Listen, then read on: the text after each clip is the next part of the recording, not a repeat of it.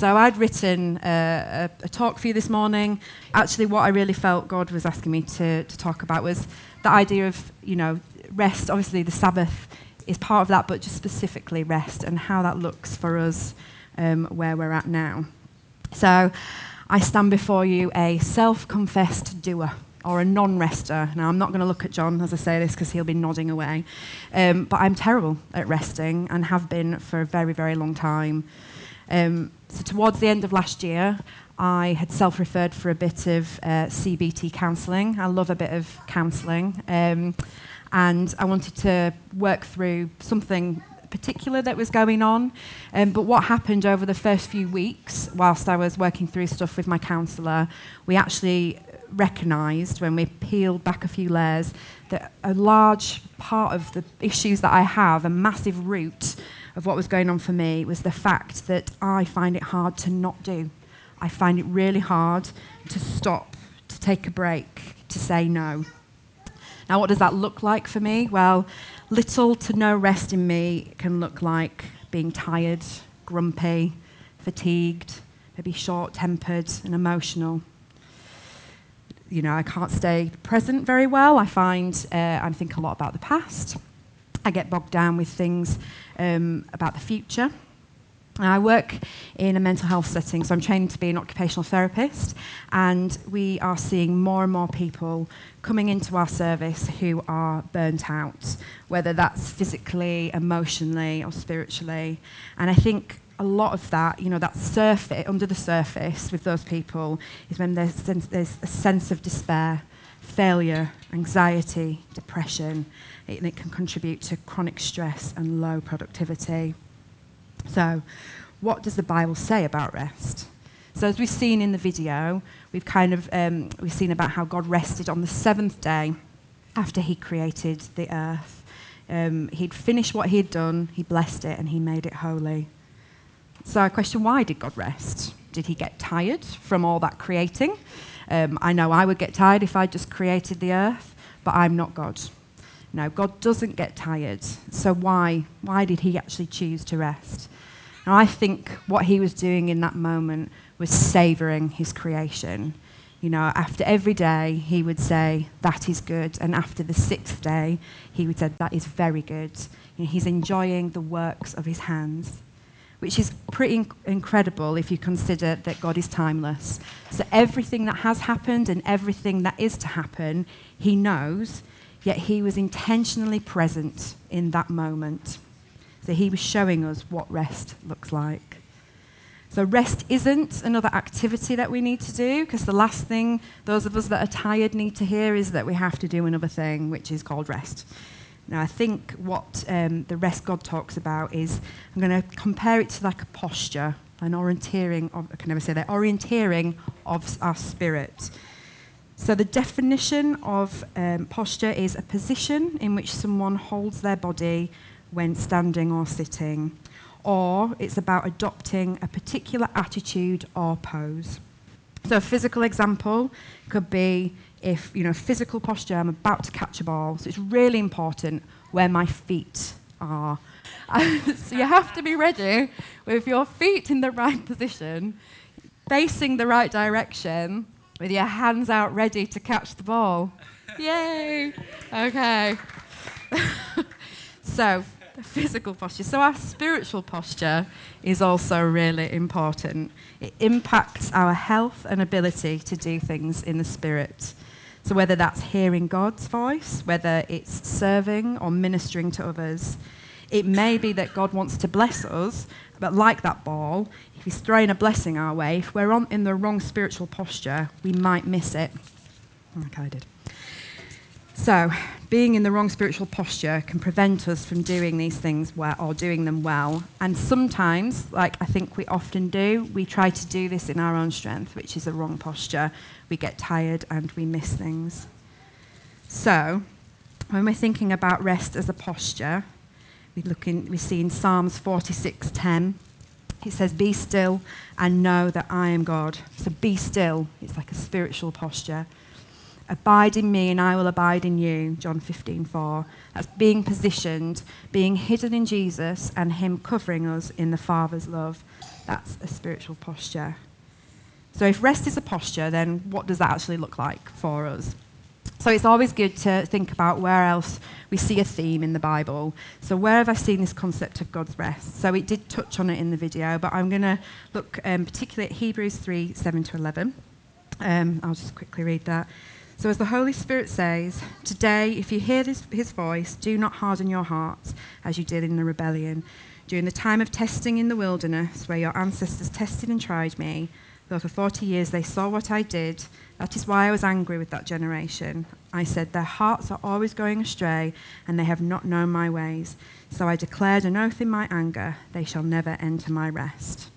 So I just wanted to put this a bit into context. So this passage is about how God told the Israelites, I've given you this land, Canaan. It's your promised land, and I'm going to make a nation out of you. It's yours, but you have to go in and you have to conquer it. So he said, before you do that, then send spies, check it out. So they did, and the spies came back with the report that there were giants in the land and that they couldn't defeat them. So they got scared and they didn't obey God's instructions to enter into the land. So I think the writer of Hebrews describes this disobedience as failure to enter into God's rest. So why is this story linked to God's rest? What does that mean? Well, I think when looking at this story in context, I think I realised that rest in God is actually a position of trust. The Israelites didn't trust God about what he'd said. They were focused on the work of their own hands, what they could or could not do, instead of what God was doing through them. So being in rest biblically means that we are trusting God, positioning ourselves in alignment in God's purposes for us, and trusting him to accomplish them in his way and through his power. So it's just saying to God, God, what you do and what you can do is more important than what I want or cannot do. The focus has shifted. So how do we rest? Well, we were sent a perfect model to show us what this kind of rest and posture looks like, and that was Jesus. He always remained at rest in the Father. He said the Son can do nothing of his own accord except when he sees what he sees the Father doing. So Jesus was laser focused on God's purposes and ways. That was rest. So how do we get into that position? Now, I can't give you the answer, really, because it's going to be different for everyone, depending on where we're at in our physical world, in our spiritual journey, depending on our characters and personalities. It's a journey, but there are a few thoughts and ideas. So firstly, we need to make space. So I've got my Nerf bullets. So hopefully, does everyone know what a Nerf gun is and Nerf bullets? Anyone not familiar with? I know some people saying no, I'm going to have to explain it now. It's in the last kind of 10 years, there's been these toys, guns, I suppose, a very good thing to talk about in church, isn't it? That you shoot, soft, kind of rubber. I don't really know what they're made of, but what happens with these bullets is that if you squeeze them, if you were to put them in your hands and squeeze them or put them in a cylinder, they would completely kind of compress into a different shape. So when we're talking about space, it's a bit like that. So say we've taken that Nerf bullet and we've popped it and compressed it. It's not the shape it's meant to be. So if we want it to get back to its original intended shape, you've got to take it out. You've got to create the space and it decompresses. However, as people that have ever had a Nerf ball or a Nerf bullet, it doesn't just do it instantly. It kind of does it quite slowly. It goes back to that shape and it takes time for it to do that. So in our current day, we have so much access to biblical truth, books, podcasts, videos, YouTube. If we don't take the time to let it absorb, it's going to bounce off us. It doesn't matter how much we try and consume. We need time and space to let it digest. So like the Nerf bullet, if we are to use it, if we're to try and use it for its reason, if you put it in all screwed up in a gun and you shot it, it would miss the target. It's not fit for purpose when it's in that state. So if we're not in the right shape or posture, if we haven't had space to decompress, we're not going to be able to hear God's voice above the chatter of our busy lives. So adopting a posture of rest is not easy. It can be uncomfortable, maybe even painful, but you need to stick with it. And for me, when I try and rest, I experience an overwhelming sense of guilt. That's the word, and that's what came out with the counselling last year, is I just felt guilty, like I'm being lazy when I stop. That's a big word for me. Or I'm having a lazy day, or I'm not doing anything. There's always more to do. There's always something I should be. So there's those shoulds, should be or have to. Just really struggle to rest, and I find it really uncomfortable. I've had to really force myself sometimes to have a day in my pyjamas and just sit there and not be like, oh, there's stuff to do. So creating space could be about setting boundaries with our time. It can be gracefully saying no, and it can be not overcommitting to things. Another way to create space is to fast from those rest substitutes, those things that tide us over for just a moment. So anything which gives us a momentary boost in pleasure or distraction. So I think a big one is our phones, scrolling through the apps. I know for me, Facebook, Instagram, Twitter, now there's Be Real. There's always all these kind of social media apps. It could be binge watching a program on Netflix. It could be eating. It could be shopping. It could be anything if it's a substitute for us to resting. We live in a world of rest substitutes, but they're not sustainable. They're just temporary. So it's when we actually rest from these things, it's when we do that I think we realise how much we actually really needed to rest from it. It's almost like rest creates a desire for more rest. I think the more we do that, the more we kind of like, oh, it's so good to actually have a day where I'm not on the screen, or whatever that thing is, whatever that substitute is. So making space, it's about flushing out the things that crowd it. Secondly, we need to learn how to receive grace. So grace just means to receive something that we didn't earn, that we didn't work for.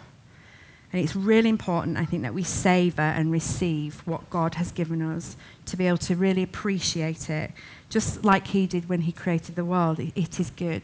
It is good. He looked and he savoured and he enjoyed what he had made.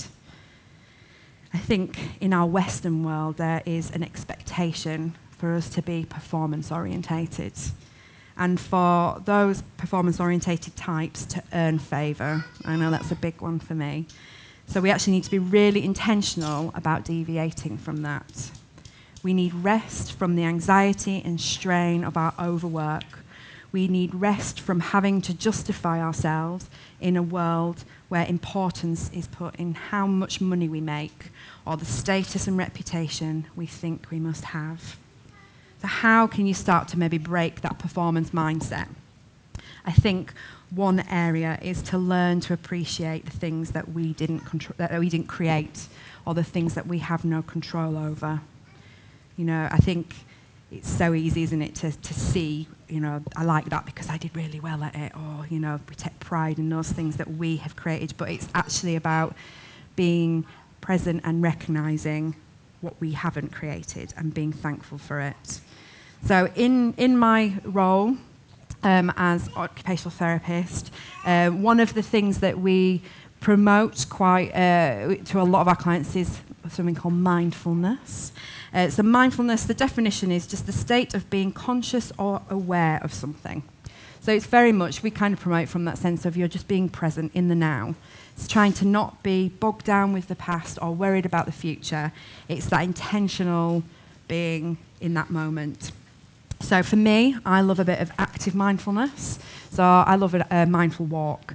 So it's about going out and it's about seeing what's around me. It's not always about seeing. It might be hearing. It might be touching. It might be smelling.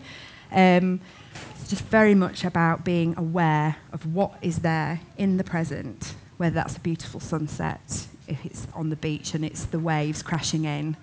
I don't know if you've ever been somewhere and something in the environment has just caught your breath and you've had a moment of complete awe over something in nature.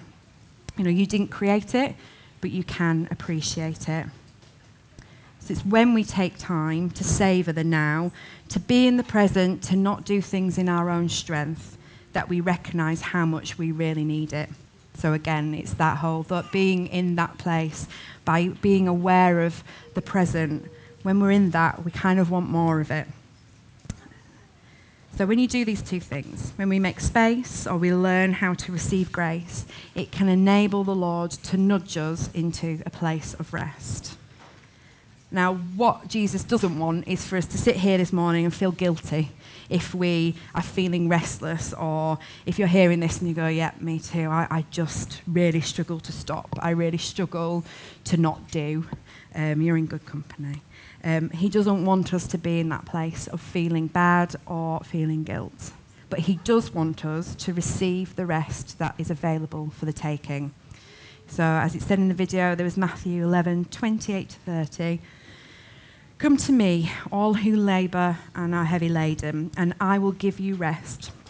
Take my yoke upon you and learn from me, for I am gentle and lowly in heart, and you will find rest for your souls.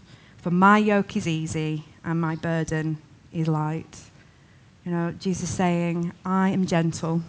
I come to you not as an overbearing master, but I come to you humbly and I want you to rest. What he's not saying, though, is don't ever work, because actually that's what a yoke is for. That is there for work, but he's calling us to live our life, to do relationships, to be part of church community, to minister, and even do our day jobs from a position of rest. And that place is being in complete trust of him.